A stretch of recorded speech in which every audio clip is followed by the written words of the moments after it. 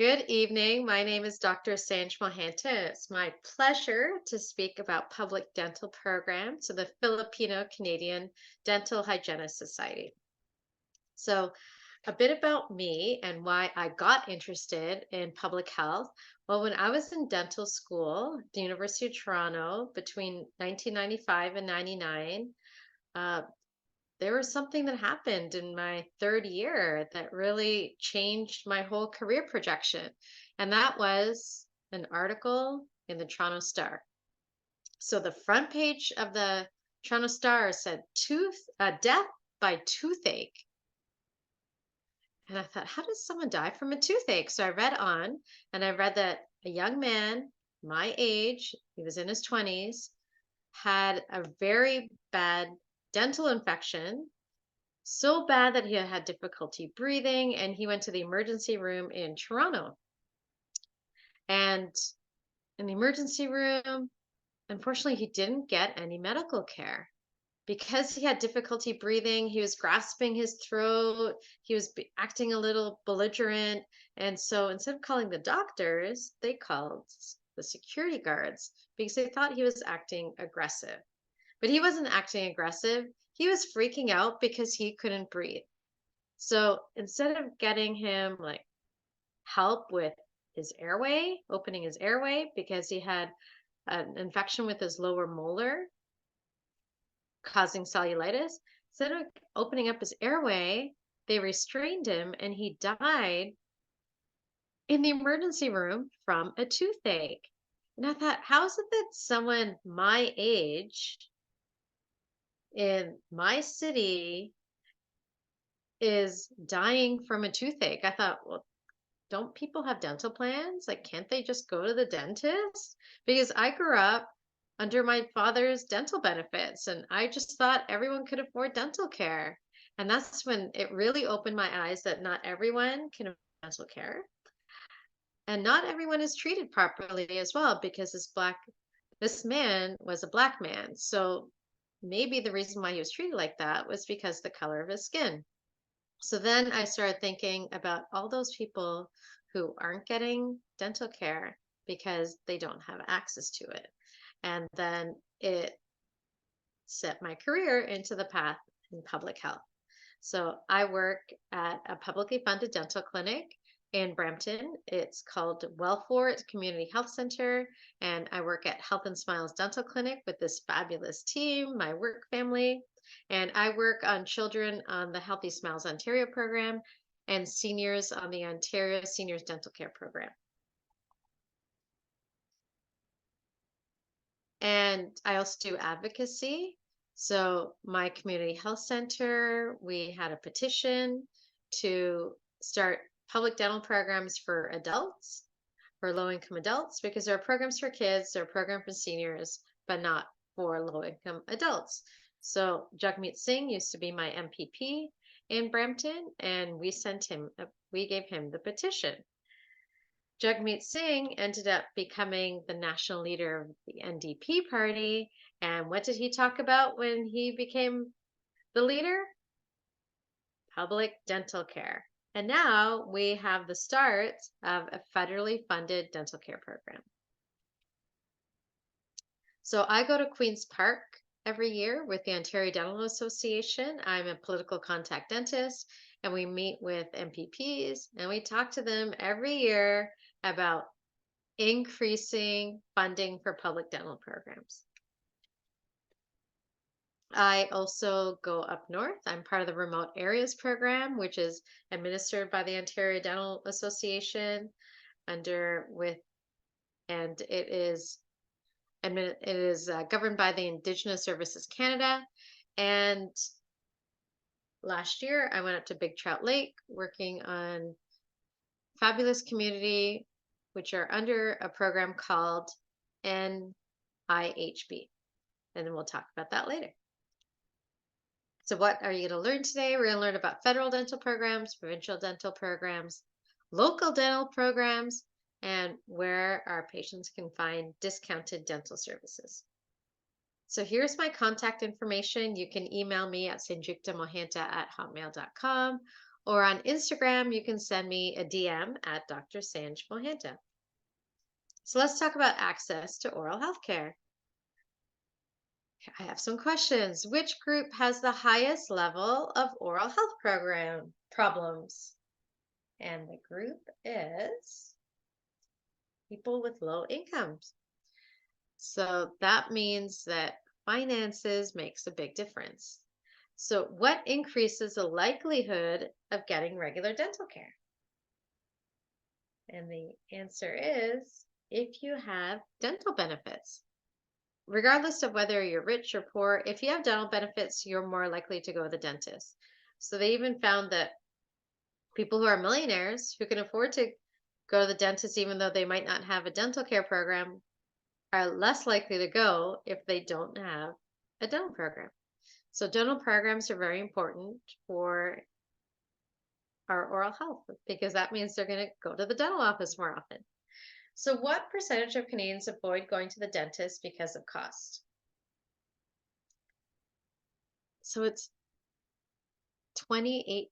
So like a quarter of Canadians aren't getting dental care because it's too expensive. So what does that mean? It means we need to have more funding for public dental programs. So this shows that Indigenous children get more tooth decay. People with lower socioeconomic status also have poor health. So the vulnerable groups have the worst oral health. So that means we need to have public dental programs to help the vulnerable group so they can have optimal oral health. So let's talk about government dental programs. So the Canada Dental Benefit, this is new. It's just in the interim. The government is hoping to have a full-fledged program by 2025. So right now they have an interim program called Canada Dental Benefits, and it's for children under the age of 12. How do you sign up for this? Online. So the parents, if they have a CRA account, and if they're getting the child tax benefit for their kids, then, and if their income is under 90,000, they can sign up for this program. So here's more detail. And so the family cannot be on private dental benefits. And when they apply online through the CRA portal, they actually have to input the name of the dentist or dental office and the date of their upcoming appointment or their past appointment if it was in the proper time frame. And the children have to be under 12 as of December 2022. So what happens is after the parent applies for this program and they have automatic deposit set up, they will get the money within 2 or 3 days. So they'll have the money. Now they can go to the dentist and get dental treatment. And you know what? The dental office doesn't even know that they're on the program. How can they know? They don't unless the parent says something because the parent gets the money is going to pay right at the time of service. So the government will give these families either $260, $390, or $650, and they just don't like assign randomly. Not like you spin a wheel and the lucky ones get $650. It goes by income. So if your income is 70,000 or lower, you'll get the 650. If you're up to 90,000, you'll get $260. So the federal government is going to pay the parent directly. They'll get the money. Now they can use it for any dental service, so even orthodontics. So when the parents go online, this is what the page will look like, the little screenshot. So the program started in October 1st, 2022. So if a child got dental care on October 1st and the parent paid out of pocket, the parent can apply for the program, will get the money, and now that service has been covered. So it can be backdated or it can be for future dental appointments. And here's the website to apply, canada.ca/dental. Now, there are other federal dental programs that have been around a while. The NIHB The non-insured health benefits program is for Indigenous people. It can be used to cover a wide range of dental services. It's a very comprehensive program, and it reimburses the dentist at about 70% of the fee guide. Sorry, 90% of the fee guide. So it does have a very good reimbursement rate. The Interim Federal Health Program, IFHP, this is for refugees, and it reimburses dental office at 100% of the fee guide. And then there's Veteran Affairs Canada for military veterans. So the Interim Federal Program, IFHP, is something that refugees can use. And what'll happen is, depending on your immigration status, you'll automatically be enrolled in it. If not, there's an online application form. And for dental offices who want to get reimbursed for patients on the Interim Federal Health Program, they have to register first with Medavie Blue Cross.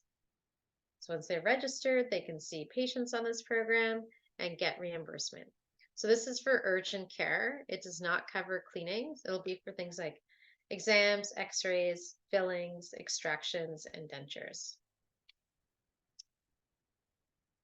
Any questions so far? No? Okay. Now we'll go to provincial dental programs. So in Ontario, we have the Healthy Smiles Ontario for kids and youth under 18. We have the Ontario Senior Dental Care Program for low-income seniors 65 years of age and older. We have the Ontario Disability Program, ODSP, for people with disabilities. And then we have Ontario Works for people who are unemployed. So Healthy Smiles Ontario. There are two streams for HSO. One stream goes by low income. And there, if you go on the website, it'll tell you what the income criteria is depending on the number of dependent children in the family. Now, this is a very low income. For example, in a family of two, the income is going to be about $26,000 a year, the adjusted net income for last year. So if the family doesn't qualify for this program based on income, and the child is in pain, has an obvious cavity, there is another stream called Healthy Smiles Ontario Emergency and Essential Streams Program, where they do not ask for proof of low income status. What they do is they ask the parent to sign a financial declaration saying that it'll be a burden to their family if they have to pay for dental services. And then the dental office will apply for Healthy Smiles Ontario emergency program by having the parent do this really short application form, and the dentist verifies that yes, the child or youth has an obvious cavity or pain or infection. So for the low income program, the parents are going to apply online. For the emergency program, the dental offices apply in office after looking at the child or youth and determining that they are eligible based on clinical criteria. So with the Healthy Smiles core program, they are covered for 12 months from August 1st of one year to July 31st of the following year. And what is covered? It's very comprehensive. It covers exams, x-rays, cleanings, sports guards, fillings, extractions, stainless steel crowns, anesthesia.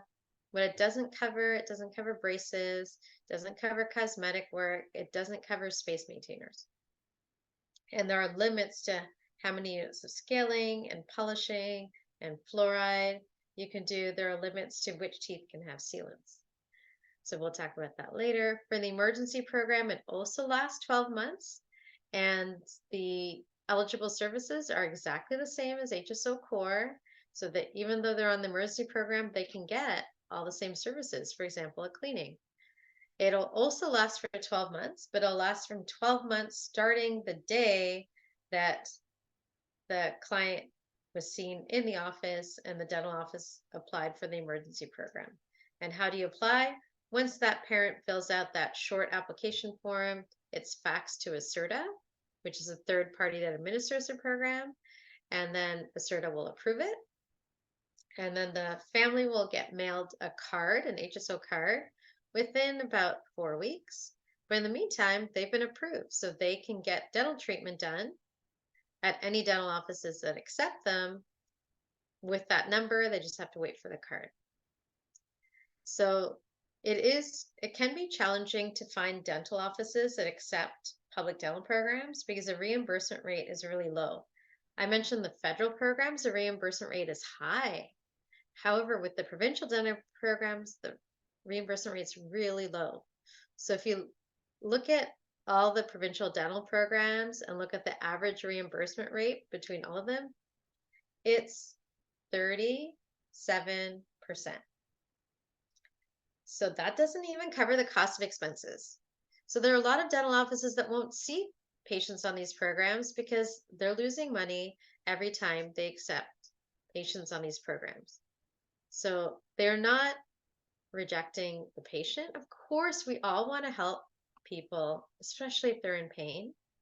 But what they're doing is they're saying no to the program because they cannot survive as a small business by seeing patients and having to pay out of pocket for them. So the Ontario Dental Association, and I'm part of it, we advocate to increase the reimbursement rate for dental offices because that's actually the best thing for the patients because then more dental offices will be available to see them.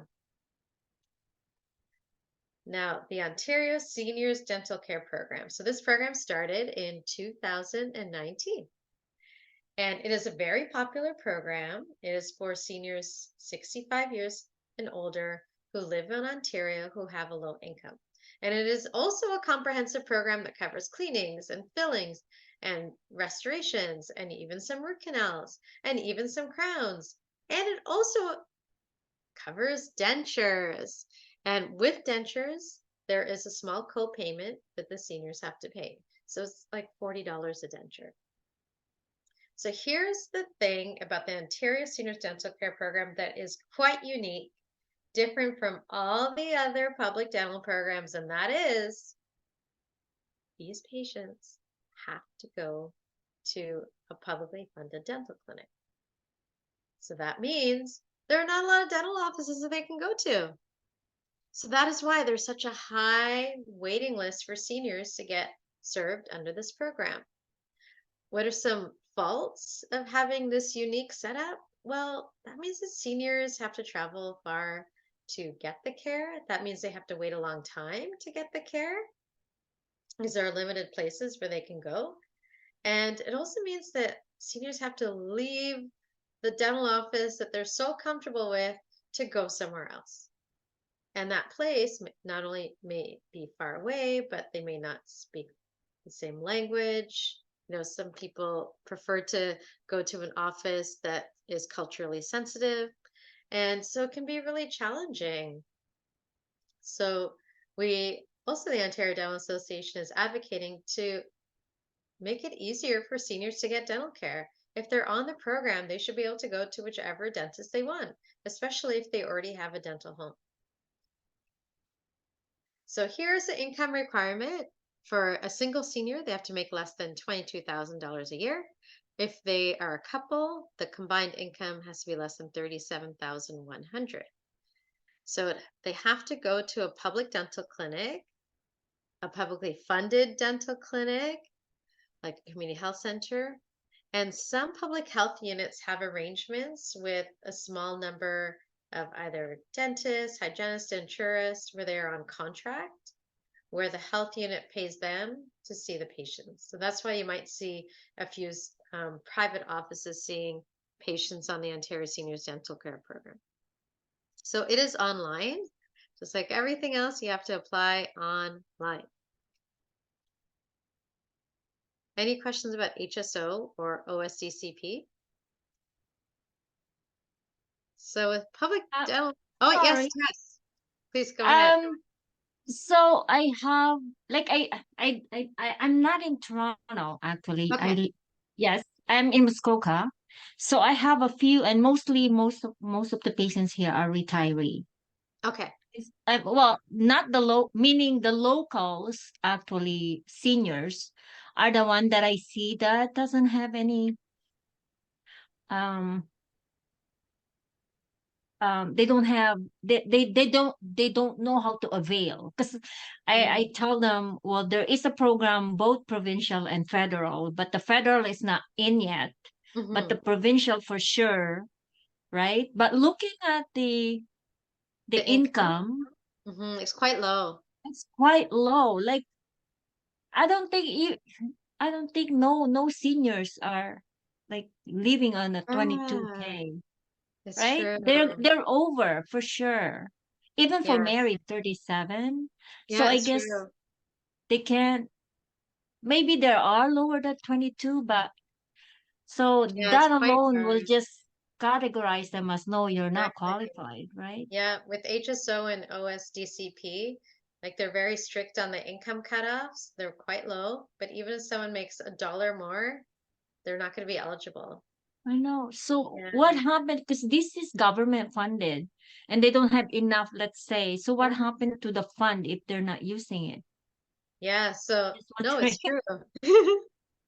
Yeah, so they gave each, so the provincial government gave each health unit a certain amount of money to administer the program. And some of that money went to capital costs, like building clinics, and it also went to materials, equipment, and also staffing costs. So if the health unit didn't use all the money, then what happens is that the government can decide whether to decrease the amount of money that health unit gets next year, or what they do is they keep rolling it into the program. Or what they do is oftentimes the provincial government will say, okay, there's a surplus in this program, let's give it to this other program. So you might see money that was earmarked for dental going towards something There was like smoking something else. cessation. Yeah. Which unfortunately, if they could have just, increase the like Mm-hmm. maybe 37 Yeah. for single, right? Yeah. That is a possibility they might see, but 22, I think they're old as well. And Because you they know are what? like, there are some patients that really do need help, right? Yeah, it's Especially true. seniors, because they always say we're on a fixed income. Mm-hmm. And unfortunately, dental, that's their barrier coming into the Yeah, dentist, you're right. It's finances. right? And It's let's always hope. finances. So we'll see what happens with the federal dental care program. But even though these income levels are quite low, there are thousands of seniors on the That waiting do list waiting to get in because there are limited dental clinics that can see them. I know, and that too, the limited dental clinic that Yeah, can see them. it's true. Thank you, Tess. Thank So now you. we'll talk about ODSP. There are so many acronyms when it comes to government dental programs. There's HSO, OSDCP. Now this is ODSP, the Ontario Disability Support Program. And with this program, it's for people with disabilities, and the way they get approved with to be on this program is through the medical doctor. So the medical doctor will say that yes, they have an approved disability, and then that person, the client, can apply online for the ODSP program, and there is a financial eligibility, and the children of people on ODSP will automatically be enrolled in HSO. So what's covered under ODSP? Cleanings, fillings, extractions. It doesn't cover root canals or crowns. In some local areas, they have a discretionary spending account that they will use to fund dentures for people who are on Ontario Works or Ontario Disability program or both. So not all of them will pay for dentures, but for example, the city of Hamilton has a discretionary program where they'll pay for dentures for people who are on the ODSP program. So again, it's challenging for patients on ODSP to find dental offices to accept them because the reimbursement rate is really, really low, like under the cost of expenses. So the Like I said, the dentist will have to pay out of their pocket to see patients on these programs. So we're not discriminating when we say no, because we're saying no to the program. Okay, Ontario Works. So this is an emergency program for people who are not employed. So they're most likely collecting EI. And the way they apply for this is through their social worker. And this program only covers emergency dental services. So things like restorations, exams, x-rays, and extractions. So this program is also poorly funded. It doesn't reimburse the dentist well. There's a lot of administrative nightmares with this program. So unfortunately, not a lot of dental offices will accept this program. So any questions so far on OW, ODSP, OSDCP, or HSO? No. So this is an important slide because it tells you which public dental programs cover hygiene services, and if so, what hygiene services. So there's a lot of information on this, but in a nutshell, Healthy Smiles Ontario covers cleanings and polishing, but not a lot. So under 12, 0 to 11 years old, they'll cover 1 unit of scaling. That's it, 1 unit of scaling for every 12 months. If the person's between the ages of 12 and 17, they'll cover 2 units of scaling every 12 months. They'll cover fluoride varnish 4 times a year. They'll cover sealants, but only on the 6s and 7s. They cover silver diamond fluoride 2 times a year. They will cover half-unit of polishing every 6 months. So here's the thing. If your patient really needs more than 1 to 2 units of scaling, you can ask for more. And the way you do that is you fill out, standard predetermination form, you mail it into or fax it to a CERTA, and just say things like, hey, my client has obvious calculus or gum disease.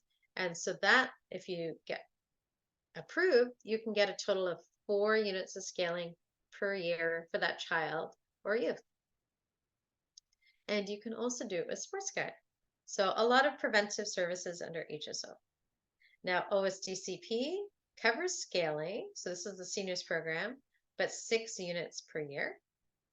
And ODSP, the Ontario Seniors Dental Care Program, the Ontario Disability Support Program covers 4 units of scaling every 12 months, but you can ask for additional units of scaling up to an extra 8 if you get approved.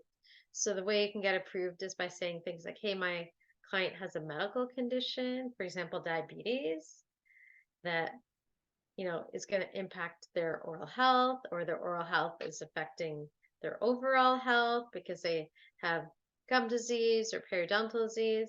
So you can do it, you can ask for extra units of scaling based on their medical health or based on what you see clinically.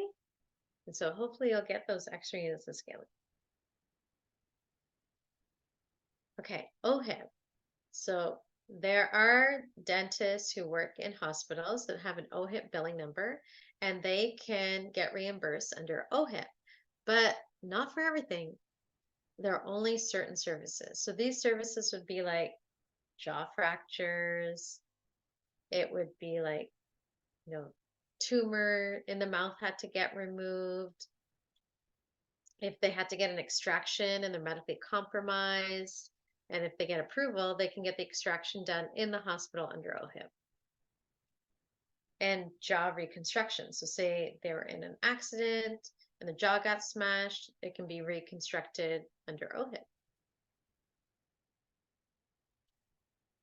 Okay, student dental care programs. So most universities and colleges have a dental program. They also have vision care and a drug plan and medical care. And the students are paying for this hundreds of dollars every year.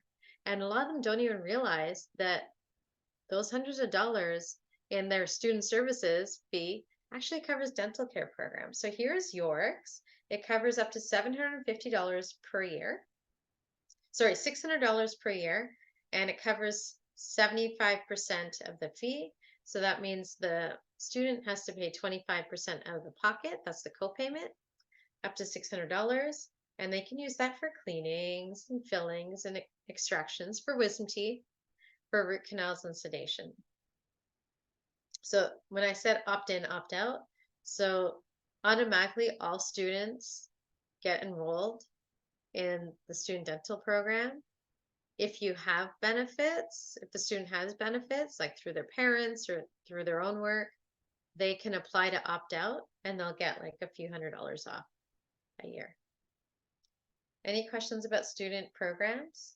So these are for community colleges and universities. Private career colleges, I haven't come across one that has a student dental program. Okay, if most of us live in the Toronto area, so I'll tell you about Toronto Public Health. They will see clients on Healthy Smiles Ontario, the Ontario Seniors Dental Care Program. So that's children and seniors. What about adults? Well, for adults, what they can do is call the dental clinic to determine if they're eligible. So most likely they'll be eligible if they're on Ontario Works, ODSP. City of Toronto has some other programs where they might be eligible.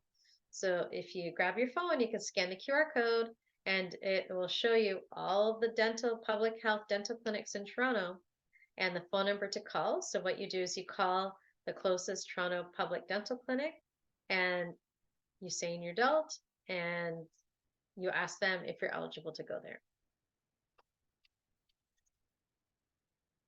Okay, so what if you're not on a public dental program, you don't qualify for any of the programs at your public health unit? What do you do? Well, you can get discount dental care. So it's not that the dental care is discounted, the fee is discounted. So you can go to a dental hygiene school, you can go to the dental school at the University of Toronto or Western Ontario if you're in London, or you can go to George Brown College, which has a denturist program and also restorative hygiene program, which means at George Brown College, you can get a cleaning, a filling, or a denture, or all of them. Now, Filling the Gap Dental Outreach, I volunteer with them. I'm on their board, I'm the secretary. So they provide urgent dental care 6 days a week at one of two dental clinics. So they have one in Scarborough, which opens Monday to Friday, and they have a secondary location in Rexdale that's open Tuesday and Thursday evening, and then Saturday mornings. Evangel Hall Mission is a place in Toronto that you can call to see if they'll accept adults who are not on public dental programs. Or I encourage people just to go to their own private dental office that's close to their home. Maybe they have a relationship with them because they were a previous patient there, or they have family or friends that go there, and just explain your financial situation and see if they can provide any help, like giving a discount, doing free dental work, or giving payment plans. So here's another QR code that you can scan. And what it does is it gives you the names and phone numbers of all the discount dental care programs in the Toronto area. Oh, do you want me to go back to it? There you go. And here you go. You can do a screenshot. Yeah. So both of those QR codes are on the Toronto Public Health Dental website. So those are all the public dental programs. I'd like to tell you that, okay, so those address the financial issue. You know, people who do not have money or dental benefits to pay for dental care, public dental programs are a huge help. They would not go, most of them would not go to the dentist, even if they're in pain, if they didn't have these public dental programs. So that's affordability. But there are other reasons why people don't go to the dentist or the dental office. Another is, so besides finances, besides affordability, it's accessibility. Can they get there? Or maybe they have a disability that makes it hard to get anywhere. Maybe the office doesn't have a ramp. Maybe the office isn't open when they're available. an accommodation. This is, can that office accommodate your needs? For example, is the office big enough to bring in my two kids in their double stroller? Does that office speak my language if I don't speak English? Does that office have, allow parents or caregivers to go into the room because it makes me feel more comfortable if I have someone I love in the room with me? Like, can they accommodate my needs? Can they even do the dentistry that I need? That's another accommodation. Another A is acceptability. Do they accept me if I'm of um, different culture, different language, different sexuality, if I look different, if I'm female, male, trans, do they accept me for who I am? And the other one's availability. Like, can I even find an appointment? Can, are they open on Tuesday evenings when I'm off? It's like things like that. Like, are they available? Can I get there? Will they accept me? Will they accommodate my needs? And are they affordable? These are the 5 A's of access to care. Another thing we should consider is the social determinants of health, because there are a lot more factors in going into someone's health, in affecting someone's health, besides, making sure you eat right, making sure you have, you know, good personal hygiene, making sure you take your medications. Those are all ways that we can improve our dental health, our medical health, but also, the more educated you are, the better your health is going to be. The more safer you feel, the better your health is going to be. If you have employment, if you have a higher education, if you have good support systems, whether that's your family or friends or community support, if you feel engaged in your community, if you feel safe, if all of those things are there, then you can focus on your health. But if those aren't there, like your basic needs, then you're not going to be able to focus on your health. For example, I told you how I worked in an indigenous community recently.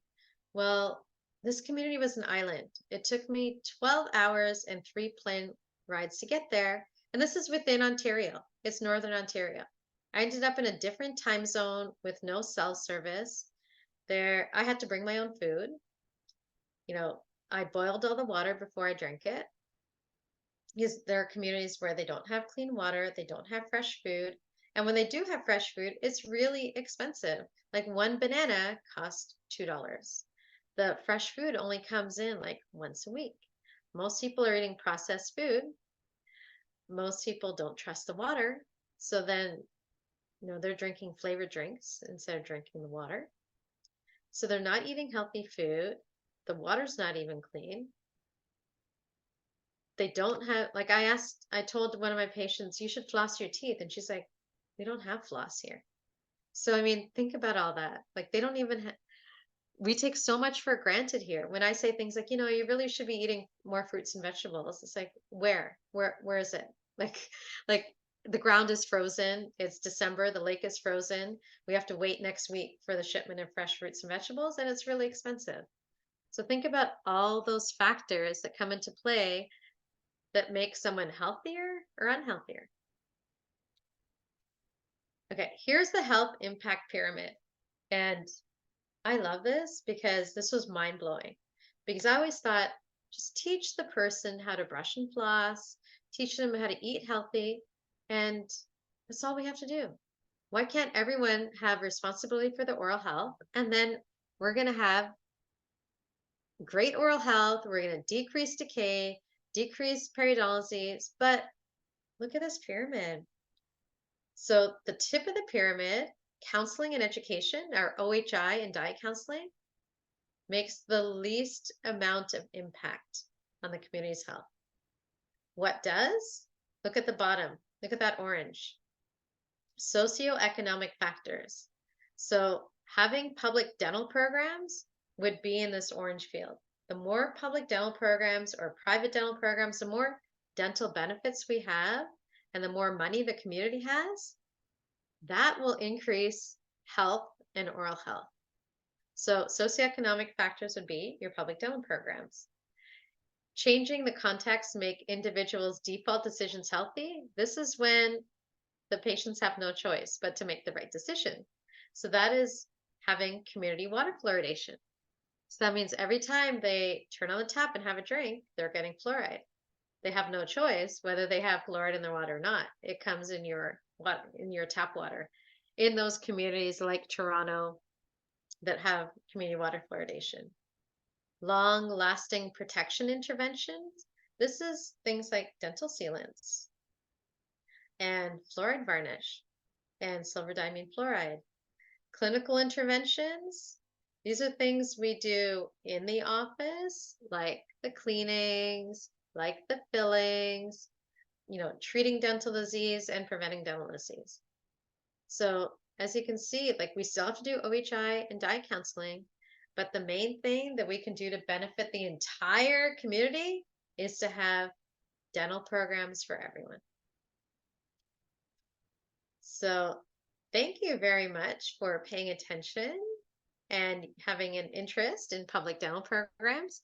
But a big thank you to Fil-Can RDH for the wonderful work that you all do. You volunteer every single year, multiple times a year, helping people in need. I am so honored to be part of this volunteer group. I know you have another upcoming volunteer day, and I am proud to be a volunteer, and I'm also proud to be giving this presentation today. So please keep up the good work. It's because of each of you that we have a healthier community. So thank you. That is my contact information again. And now's the time for questions if you have any.